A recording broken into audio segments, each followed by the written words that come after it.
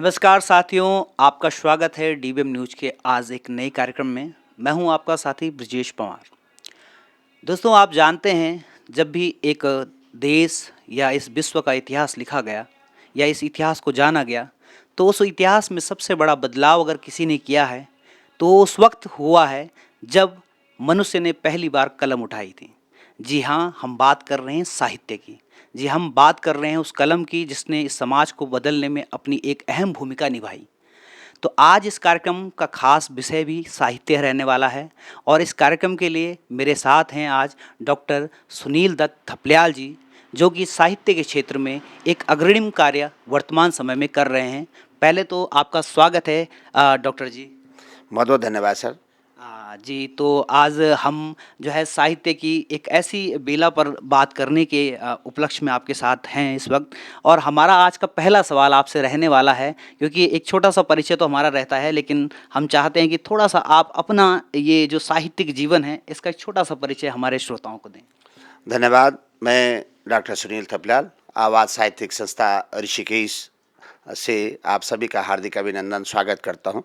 साहित्य के क्षेत्र में बहुत बड़ा परिचय तो नहीं है, लेकिन एक कोशिश है, क्योंकि जिस तरीके से बात करते हैं हम कि साहित्य साथ साथ लेकर के चलने की बात होती है, भावनाओं संवेदनाओं का एक भाव होता है, उसी भाव को लेकर के मैं निरंतर लगभग 2000 से इस कार्य में लगा हुआ हूँ। हमारी आवाज़ साहित्यिक संस्था है जिसमें लगभग 30-35 लोग हम लोग हैं इसमें सदस्य। कई सारे शिक्षक हैं और विभिन्न विभिन्न क्षेत्रों में काम करने वाले, साहित्य के प्रति जिनकी रुचि है, जिनकी संवेदनाएं हैं, जिनकी लगन है, उमंग है साहित्य लिखने की, ऐसे कई सारे साथी हमारे साथ जुड़े हुए हैं। हम काफ़ी लंबे समय से एक संकलन का काम कर रहे थे। हम लोग साझा मंच हमारा था और साझा संकलन हम लोग तैयार करते थे साहित्य का। कोई कविताएं हैं, कोई गद्य है और इस प्रकार के मुक्तक हैं, छंद हैं, क्षणिकाएँ हैं, उनको लिखने का काम करते थे। विशेष करके जो नवोदित साहित्यकार होते थे उनके अंदर बहुत बड़ा उल्लास होता था, उत्साह रहता था, क्योंकि उनको मंच भी मिल जाता था और उनकी जो क्षमता थी, उनकी प्रतिभा थी, वो एक किताब के माध्यम से भी लोगों के बीच जाती थी। जी सुनील जी, तो एक बहुत ही बेहतरीन कार्य जो है इस वक्त समाज में एक अलग दिखाता हुआ कार्य ये हमको भी दिखता है। और जिन्होंने आपको सुना है, आवाज़ साहित्यिक मंच को सुना है, उन्होंने भी देखा है कि हर प्रकार से हमारे पूरे देश विदेश से भी बहुत सारे लोग आपके मंच पर जुड़े हैं। और आज का जो, क्योंकि जब हम साहित्य की बात करते हैं तो इतिहास गवाह रहा है कि साहित्य ने समय के साथ स्वयं को भी बदला है और समाज को भी बदला है। बड़े बड़े जब हम देखते हैं कि बड़े साहित्यकार बताते हैं कि भाई कलम की ताकत इतनी है कि वो सरकार भी बदल सकती है, समाज भी बदल सकती है और किसी की सोच भी बदल सकती है। तो मैं यहीं से आपसे ये जानना चाहूँगा कि एक प्राचीन साहित्य, एक मध्यम साहित्य और वर्तमान साहित्य, क्या अंतर देखते हैं आप इसमें? बहुत सुंदर प्रश्न आपने किया है कि वास्तव में साहित्य का हमारे जीवन में क्या महत्व था। प्राचीन काल की तरफ अगर हम देखें तो अनादिकाल से साहित्य का व्यक्ति के साथ संबंध रहा है। ब्रह्म जी ने सृष्टि की रचना की और सृष्टि के बारे में अगर हम कहीं ना कहीं पढ़ते हैं, अभी हमने कल नव संवत्सर मनाया है और कहा कि आज प्रथम दिवस पृथ्वी के अवतरण दिवस का है। और इससे विक्रम संवत की बात करते हैं, हिंदू पंचांग की बात करते हैं। पंचांग चाहे कोई भी राजा रहा होगा, महाराजा रहा होगा, उसने अपना अपना काम किया है, लेकिन साहित्य, उस समय के साहित्य ने भी लोगों को बड़ा संबल देने का काम किया है। साहित्य व्यक्ति की आत्मा से जुड़ा हुआ भाव होता है। तब तक कोई भी साहित्यकार नहीं बन सकता जब तक उसने अपने जीवन में किसी संघर्ष को चुनौती न दी हो, जब तक उसने अपने जीवन में किसी ऐसी कठिनाई को, ऐसी पीड़ा को, ऐसी वेदना से अगर वो कहीं जूझा नहीं है, उसके अंदर कहीं ऐसा महसूस नहीं हुआ कि मेरा जीवन शून्य पे था, मैं कुछ नहीं कर पाता हूँ, लेकिन एक अंदर से एक ध्वनि पैदा होती है और वो ध्वनि इस तरह की ध्वनि होती कि जो एक कहीं ना कहीं, जैसे अभी आपने कहा कि कलम जीवन में आदमी के संबल के रूप में काम करती है, आलोक के रूप में काम करती है, और उस कलम को रूप दे करके शब्दों में अपनी कहानी है या कविता है उसको लेकर के आगे बढ़ जाता है। लेकिन पुराने समय में आपने देखा है कि जो साहित्य था, हम बात करते हैं वेद व्यास जी की 18 पुराण लिख दिए, 4 वेद लिख दिए। हम रामचरितमानस की बात करते हैं, तुलसी बाबा ने इतना बड़ा रामचरितमानस लिख दिया।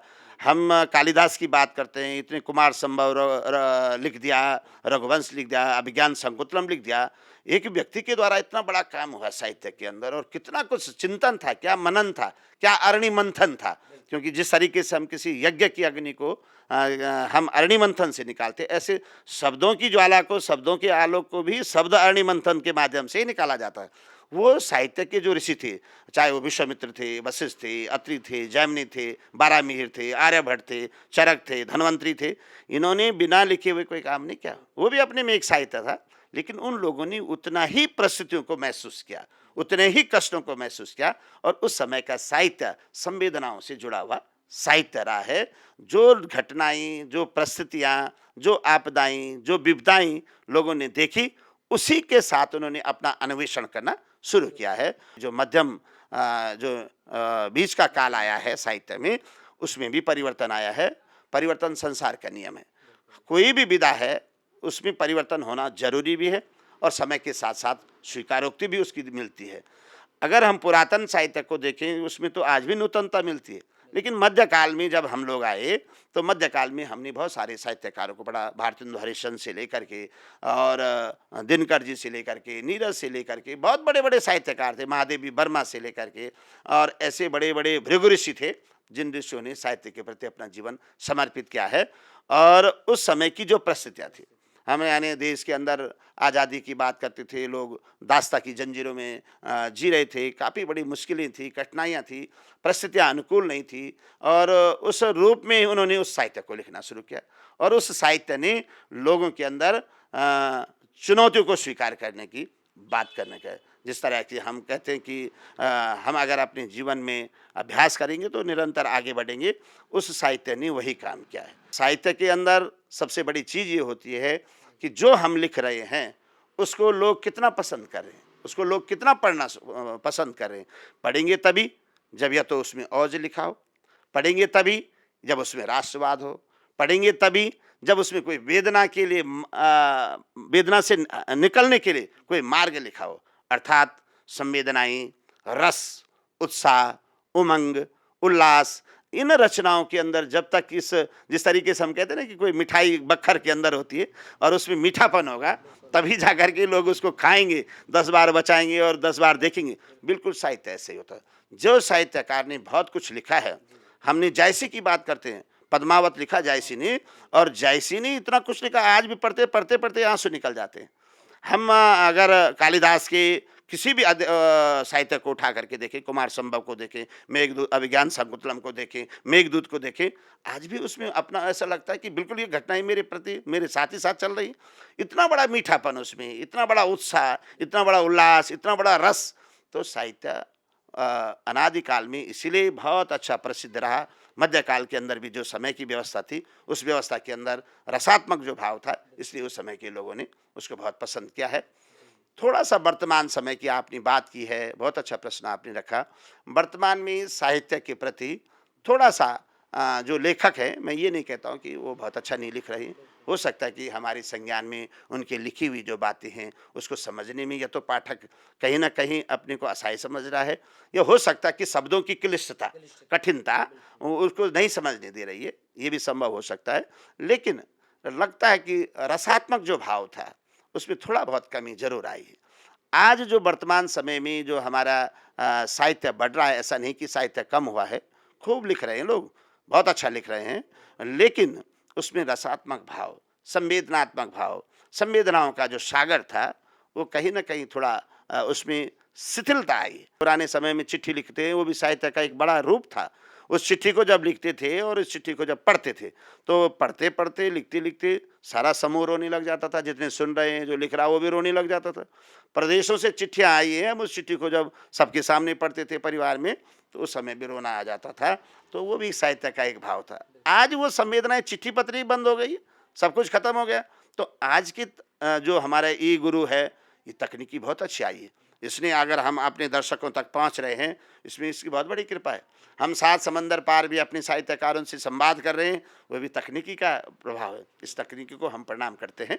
लेकिन तकनीकी के अंदर ज्ञान तो बहुत विस्तृत है, वो कम नहीं है। उसका शब्दकोश, उसका ज्ञान कोश बहुत बड़ा विस्तारित है, विस्तृत है।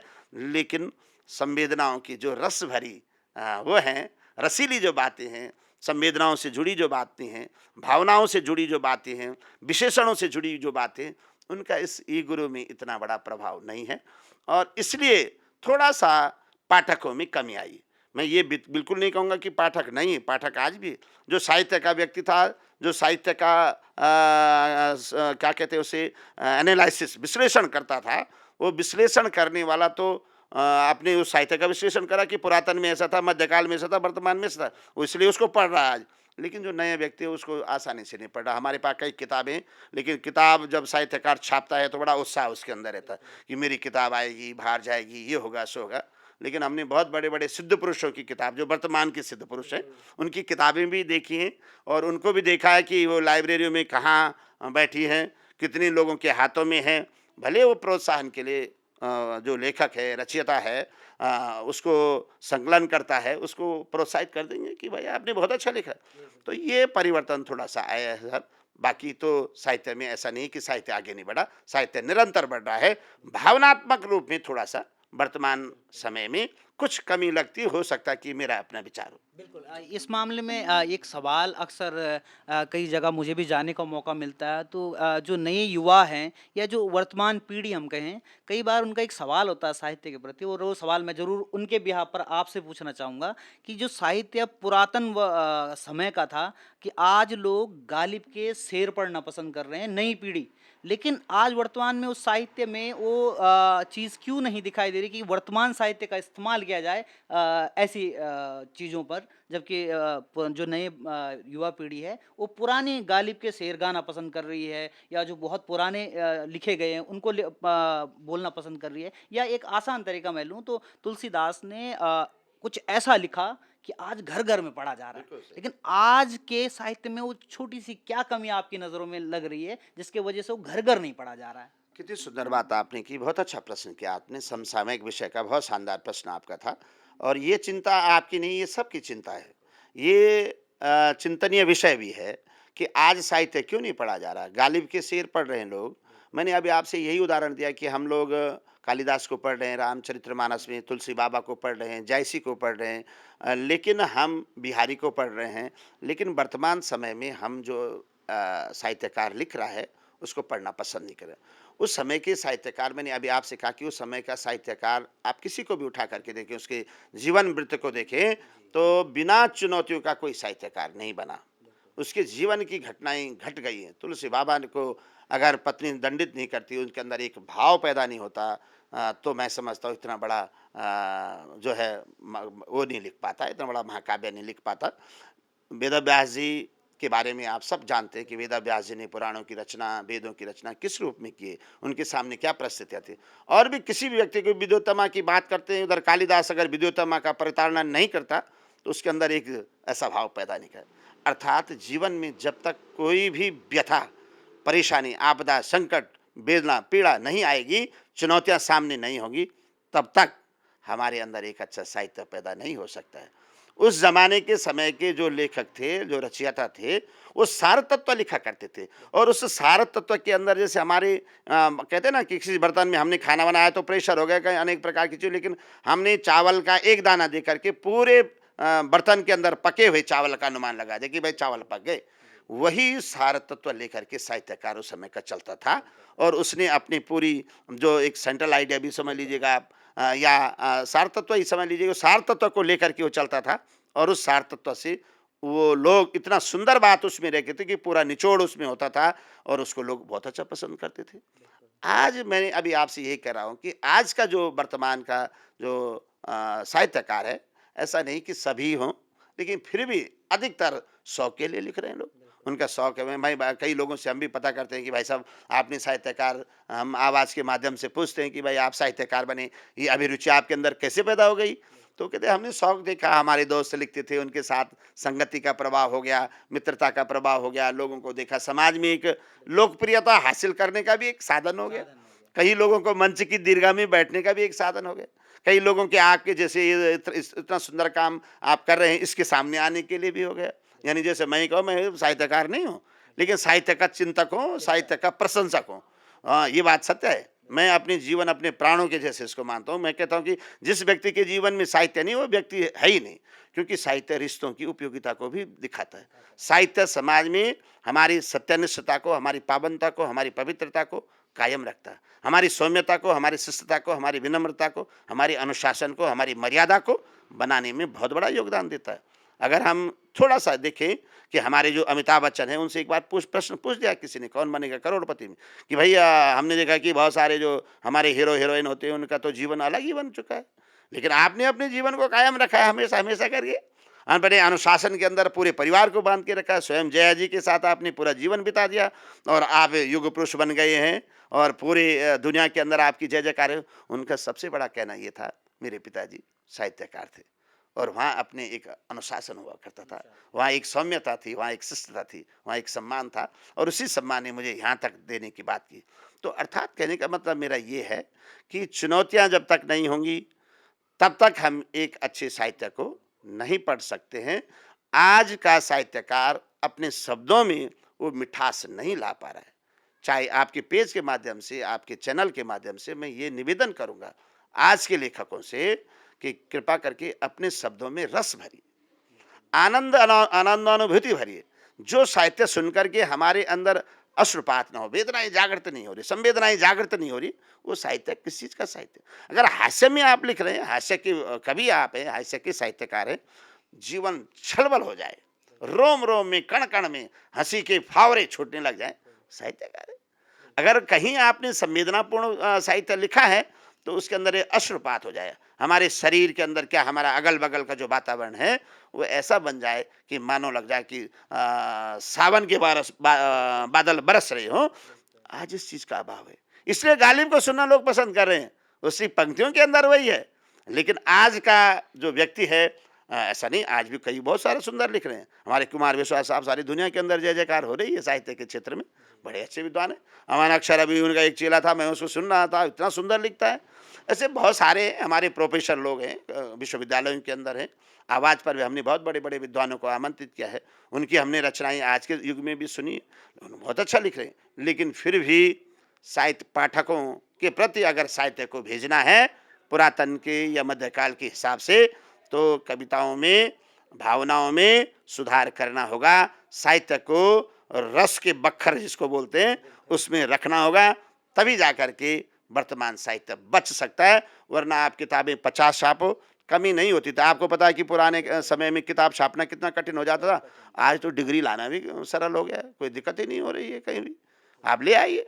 कौन पूछ रहा है, आज तो केवल एक की तरफ सबका ध्यान है। लेकिन उस जमाने में बहुत कठिन होता था। 50 किताब पढ़ने के बाद आपको काम करना होगा साहित्य के प्रति।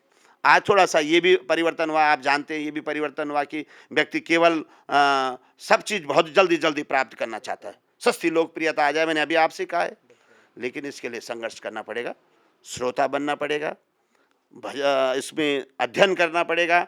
दूसरा कोई भी व्यक्ति उसने जो कुछ लिखा उसको पढ़ना पड़ेगा, पठन होगा, उसको अध्ययन होगा, अध्ययन के बाद आप श्रोता अच्छे बनेंगे, तभी जाकर के आप एक अच्छे लेखक, एक अच्छे वक्ता बन सकते। ये मेरा व्यक्तिगत विचार है। ये बात तो सुनील जी, एक और जो है बहुत ही प्यारा सवाल आपके ही कुछ शब्दों से हमें देखने को मिल रहा है कि यदि आप क्योंकि एक साहित्य प्रेमी हैं और एक प्रेमी की बात जब भी की जाती है तो यानी वो जो है पानी में घुली हुई चीनी की तरह है कि साहित्य में घुलो तो इतना घुलो कि उसकी जो मार्मिकता है या जो उसके अंदर भाव है उसे समझ पाना, ये आपकी एक कला भी मैं मान सकता हूँ अभी बातचीत करके आपसे लग रहा है। एक और जो बड़ी बात हमारे सामने आती है कि अगर आप एक बात कहते हैं कि एक अच्छा श्रोता होना और एक अच्छा लेखक होना, तो अब उससे पहले मैं ये जरूर चाहूँगा कि लेखक बनने से पहले एक अच्छा श्रोता की अगर मैं बात करूँ, क्योंकि एक लंबे समय से आप साहित्य को पढ़ रहे हैं और एक ऐसे मंच को आपने रखा है जहाँ पर विभिन्न क्षेत्रों से साहित्यकार आपसे जुड़ रहे हैं, तो वहाँ पर ये चीज़ एक श्रोता को समझा पाना कि आखिरकार साहित्य को पढ़ा कैसे जाए कि उसका जो है मन और चित्त उसमें लगे, तो उसे आप क्या बताना चाहेंगे कि भाई एक साहित्य को पढ़ा कैसे जाना चाहिए, उसकी शुरुआत कैसे हो? बहुत अच्छा प्रश्न आपने किया है। जब हम बाल्यकाल में थे तो नई किताब, नई कक्षा में जाते थे तो नई किताब हमारे पास आती थी। नई किताब हमारे पास आएगी तो एक कोई भी नहीं बताता था कि तू पढ़ ले ना पढ़ ले, लेकिन जब उस नई किताब को हम देखते थे तो हमें पढ़ने का बड़ा आनंद आता था। और हम आज देखते हैं, क्योंकि आज इस शिक्षण जगत में काफ़ी लंबे समय हो गया है और इस अवधि में हमने देखा कि हम जब किताब निकालते थे उसकी पहली रचना हमेशा काव्यात्मक भाव की होती थी, कविता होती थी। और उस कविता को पढ़ करके इतना मन प्रफुल्लित हो जाता था कि उसकी पूरी किताब को पढ़ने की जिज्ञासा हमारे अंदर पैदा हो जाती थी। धीरे धीरे करके ये बात आगे बढ़ती गई। जब नई कक्षाओं में आई, नई किताबें, नई पुस्तकें पढ़ने, उसके प्रति हमारा ज्ञानात्मक भाव बढ़ता गया, रुचि बढ़ती गई। वर्तमान समय में मैंने आपसे दो चीज़ें कहा कि साहित्य की रुचि पैदा करने के लिए सबसे पहले हमें उनको प्रक्षालन करना पड़ेगा। जो साहित्य हमारे द्वारा लिखा गया है, उस साहित्य जब किसी व्यक्ति के पास जा रहा है, उसकी उपयोगिता, उसकी महत्ता तभी बढ़ेगी जब उसके अंदर कुछ ना कुछ लिखा होगा। मैं ये कतई नहीं कहूँगा कि उस किताब को छू ही नहीं रहा। किताब पढ़ रहा हो, लोग किताब उसने उठाई है, पाठक ने किताब उठाई है, लेकिन उसने उसका पूरा विश्लेषण 1-2 कविता पढ़ने के माध्यम से या 1-2 अपने अध्याय पढ़ने के माध्यम से निकाल दिया। उसने कहा कुछ नहीं इसमें मात्रा ऐसी लग रहा मुझे। तो सबसे पहले अगर पाठकों की संख्या बढ़ानी है, साहित्य के प्रति लोगों की रुचि पैदा करनी है, तो आप जो सुना रहे हैं उसको इतना सुंदर रखिए कि लोग आपको सुने। आप उसको छाप रहे हैं, आप उसको लिख रहे हैं, लिख करके उस किताब को आप तैयार कर रहे हैं। उस किताब के अंदर जो विषय सामग्री होगी वो इतने आकर्षित होनी चाहिए, इससे भावनिष्ठ होनी चाहिए कि वो भावनाओं में, संवेदनाओं के सागर में शब्दों के मोतियों को चुनने का काम कर सके, वरना और कोई विकल्प नहीं है।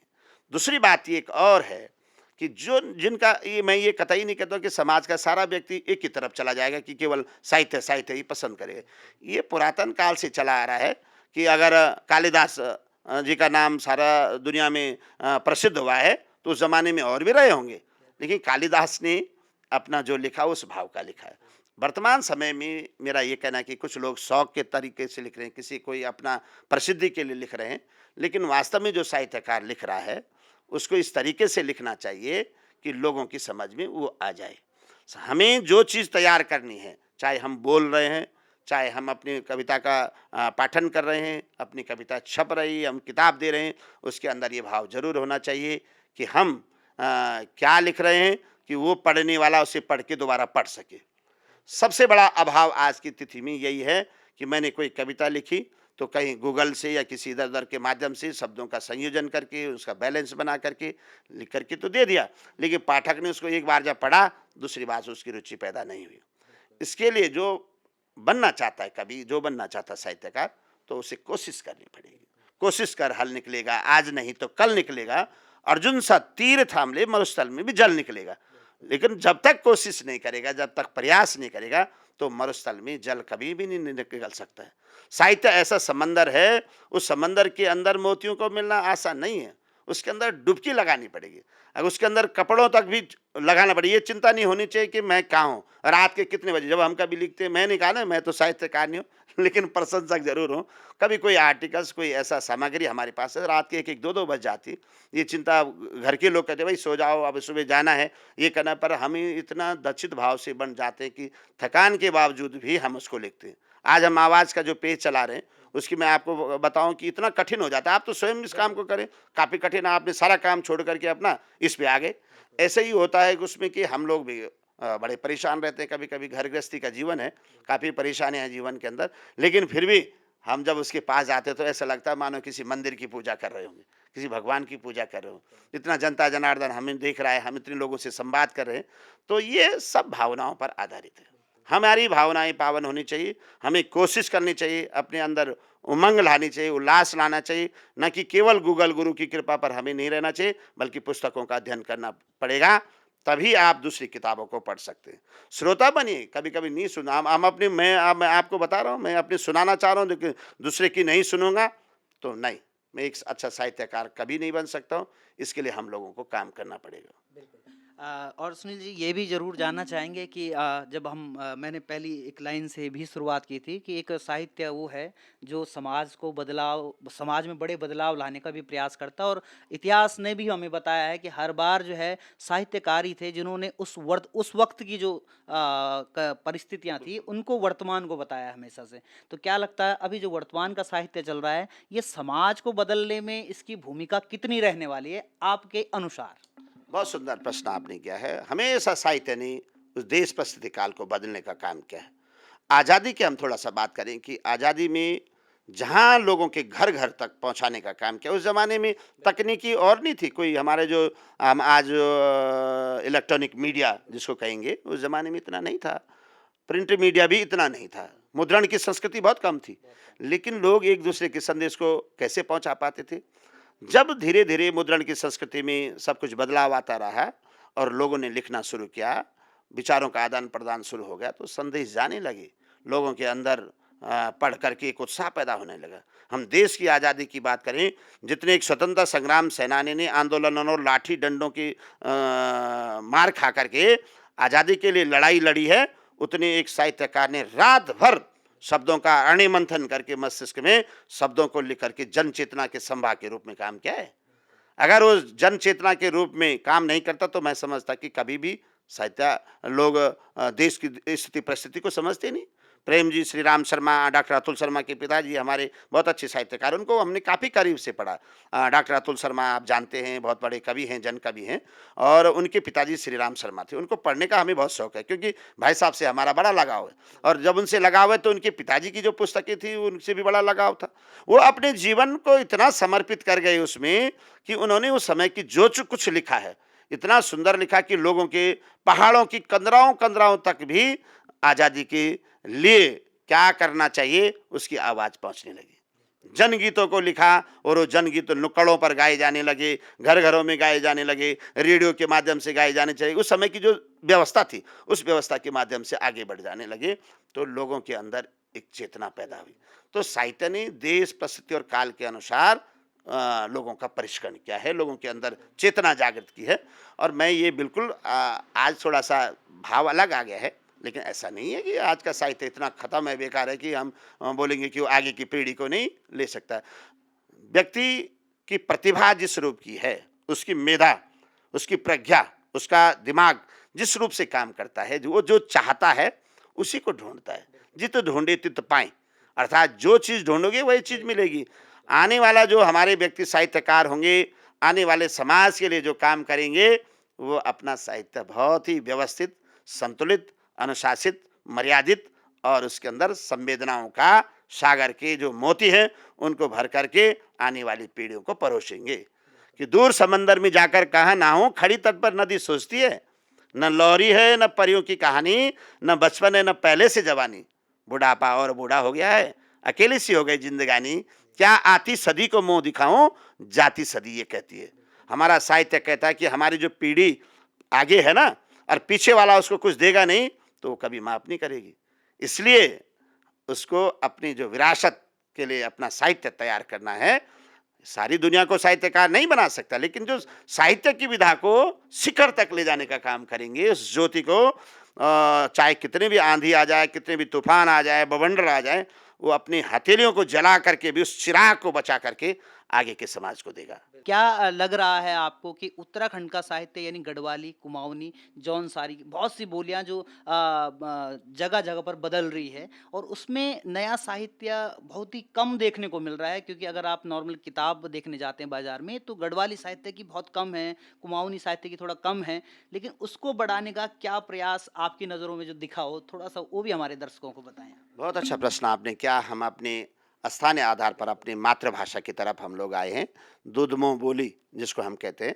और हमारी माँ का, माँ जैसे भी हो, लाटी हो, काली हो, गूंगी हो, अनपढ़ हो, लेकिन माँ माँ है। माँ ने 9 महीने पेट में रखा और 90 साल का जीवन हमें दे दिया। यानी हमारी जो जीवन जीने की आशा है, प्रत्याशा, मानकों के अनुसार तो 60 साल है, लेकिन उसके अनुसार अगर हम देखें हमारी माँ का संस्कारों का गंगा जल जो हमारे अंदर जाता है, जो दूध पयोपान हम करते हैं, वो हमें 90 साल शतायु की बात करता है। उसका ऋण हमें उतारने के लिए मातृभाषा है, और उस मातृभाषा को बचाने की आज मुहिम बहुत अच्छी चल रही है। ऐसा नहीं है कि आपने अभी बहुत अच्छी बात की, भाषा तो कोस कोस पे बदले पानी की बात होती है, 4 कोस पे बदले बानी। भाषा में थोड़ा सा मातृभाषा में हम टेरी, पौड़ी, चमोली, उत्तरकाशी की अगर बात करें, कुमाऊं और गढ़वाल की बात करें, तो भाषा में थोड़ा सा भिन्नता है, लेकिन भावना एक है, माँ एक ही है, हमारी मातृभाषा है। आपने बहुत अच्छा प्रश्न किया कि मातृभाषा में साहित्य की तरफ लोगों का रुझान कम है। आज तक की जहाँ तक मैं बात करूँ आवाज़ के पेज के माध्यम से भी और विभिन्न विधाओं के माध्यम से, ये बात निश्चित है कि आज तक इतनी कमी नहीं आई है। लोग दिल्ली के अंदर रह करके, बम्बई के अंदर रह करके, कनाडा के अंदर रह करके, जापान के अंदर रह करके भी अपनी मातृभाषा का साहित्य को प्रगाढ़ रख रहे हैं। उसको बचाने का पूरे मुहिम उनके अंदर है, वो लिख रहे हैं, उससे काम कर रहे हैं। लेकिन ये बात आपने बहुत अच्छी कही है कि जो हमारी आने वाली पीढ़ी है, विशेष करके इस मुल्क माने इस प्रदेश की, चाहे कुमाऊं हो चाहे गढ़वाल हो, ये बड़े खतरे की स्थिति में पड़ा हुआ है, क्योंकि हम लोग पलायन कर चुके हैं। अब दादी की कहानी नहीं सुनते, दादा की बात नहीं सुनते, घर गृहस्थी में हम आप आपस में अब बोलना चलना बंद कर दिया है। पहाड़ों से जब हम लोग शहरों की तरफ आ गए, पलायन हमने कर दिया, तो हम अपनी मातृभाषा घर में भी नहीं बोलते और बड़ी समस्या खड़ी हो गई है। बच्चे हमारे गढ़वाली नहीं बोल पाते, बच्चे हमारे कुमाऊनी नहीं बोल पाते, बच्चे हमारी जौनसारी नहीं बोल पाए, बच्चे हमारे डोगरी नहीं बोल पा रहे, बोल ही नहीं पा रहे। अब इसकी समस्या ये हो गई कि हम अपने घर के अंदर जो हमारा एक व्यवहारिक है, वो भी भाव खत्म हो गया। अरे भाई, आप आ गए हैं, आपने पलायन कर दिया है, आपके बच्चे प्रोफेसर बन गए हैं, आपके इंजीनियर बन गए हैं, दुनिया की प्रतिभा के सबसे ऊंचे शिखर पर पहुंच चुके हैं, लेकिन अपनी माँ का सम्मान करना नहीं भूलना चाहिए। हमें अपनी मातृभाषा को माँ के बराबर दर्जा दे करके काम करना चाहिए। 8वीं अनुसूची की बात चल रही है, हमारे बहुत सारे लोग हैं जो आज भी काम कर रहे हैं। दिल्ली के अंदर मुझे जाने का गौरव हुआ, गढ़वाल सभा के अंदर बहुत सारे ऐसे मनीषी जिन्होंने अपना जीवन अर्पित तर्पित और समर्पित कर दिया मातृभाषा के लिए। दिल्ली के अंदर बहुत बड़े बड़े पदों पर लोग हमारे हैं और वो गढ़वाली के लिए, अपनी मातृभाषा के लिए काम कर रहे हैं। बहुत सारे लोग ऐसे, लेकिन उसको जैसे बात की कि 8वीं अनुसूची में इसको शामिल किया जाना चाहिए था, वो हमारा संकल्प पूरा नहीं हुआ। वर्तमान शिक्षा में सरकार के माध्यम से, जो वर्तमान हमारी लोक कल्याणकारी सरकार है, उसने बहुत अच्छा प्रयास किया है कि मातृभाषा को जोड़ने का काम किया है। लेकिन मातृभाषा को जोड़ने से ही काम नहीं चलेगा, बल्कि मातृभाषा के लिए हमें ऐसे प्रतिनिधियों को तैयार करना पड़ेगा, ऐसे प्रशिक्षकों को तैयार करना पड़ेगा कि वो उन बच्चों को इस प्रकार की शिक्षा दे सकें। उत्तराखंड के प्रत्येक विद्यालय के अंदर उसकी जो मातृभाषा है उसकी शिक्षा देनी चाहिए, उसका शिक्षक नियुक्त किया जाना चाहिए, प्रशिक्षक नियुक्त किया जाना चाहिए, और तब जा करके वो बच्चा सीखेगा। अगर मैं बहुत धन्यवाद देता हूँ उनको कि उन्होंने ये बात की, क्योंकि अब पढ़ेगा, जबरदस्ती पढ़ेगा। जो नहीं भी पढ़ना चाह रहा उसको भी पढ़ना पड़ेगा, नहीं तो फेल हो जाएगा, और फेल हो जाएगा तो आगे नहीं बढ़ पाएगा। उस डर से मातृभाषा बच सकती है, लेकिन किसी चीज़ के दबाव में कोई भी चीज़ इतनी खुल करके सामने नहीं आती है। बल सब लोगों को मिलजुल करके अपने घरों के अंदर वार्तालाप करना चाहिए।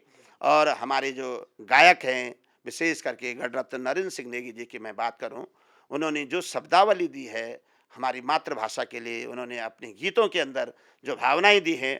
हमारे अन्य भी गायक हैं, ओम बधानी जी हैं, हमारे प्रीतम भरतवाण जी हैं, बहुत सारे मीना राणा जी हैं, कल्पना जी हैं, बहुत सारे लोग काम कर रहे हैं इसमें, लगातार काम कर रहे हैं। छोटे बड़े गायक सब लगे हैं लाइनों में, मातृभाषा के लिए अभियान चल रहा है। लेकिन मेरा निवेदन यही है कि जब तक आप अपने परिवार के अंदर ऐसा परिवेश तैयार नहीं करेंगे बोलचाल में, तब तक मातृभाषा नहीं बच सकती। इसलिए मातृभाषा बचेगी, मातृभाषा का साहित्य बचेगा, लोग लिखेंगे। गढ़वाली में बहुत अच्छा लिख रहे हैं लोग, कुमाऊनी में बहुत अच्छा लिख रहे हैं। मैं भी सोचता था कि कुछ नहीं हो रहा, मैं आपसे कह रहा था कि जब आवाज़ के पेज हमने संचालित किया और अपने पहाड़ की कंदराओं से लेकर के और पूरे प्रदेश के अंदर जब प्रचालन किया, तो देखा कि मैं प्रणाम करता हूँ ऋषियों को, सबको इतना अच्छा लिख रहे हैं। ये जरूर है कि उसको आगे प्रसारित कैसे किया जाए पीढ़ी को। आज तक आप तक हम तक हमारी पहाड़ी भाषा बची हुई है, हमारी गढ़वाली मातृभाषा बची हुई, लेकिन आने वाली पीढ़ी थोड़ा कष्ट में है। कष्ट में इसलिए कह रहा हूँ कि वो समझ नहीं पा रहे। कह लो भाई तुम्हें गढ़वाली बोलने आती है? हाँ जी मैं गढ़वाल तो बोल छूँ, लेकिन मैं बोल दो नहीं, पर मैं समझ छेंचो। अब समझ तो छेंचो, लेकिन मैं बोल भी पड़ा ना। अब कने बोला लो कि जब तक हमारी परिवार में खांदी बात उड़ती बात बैठ दी बात, जब तक हम अपने घर में गढ़वाली में बात निकला, अपनी मातृभाषा में बात निकला, तब तक हमारी आने वाली पीढ़ी पिछाड़ी बैठेगी, कभी भी नहीं ये काम तो ऐसे बढ़े सकती।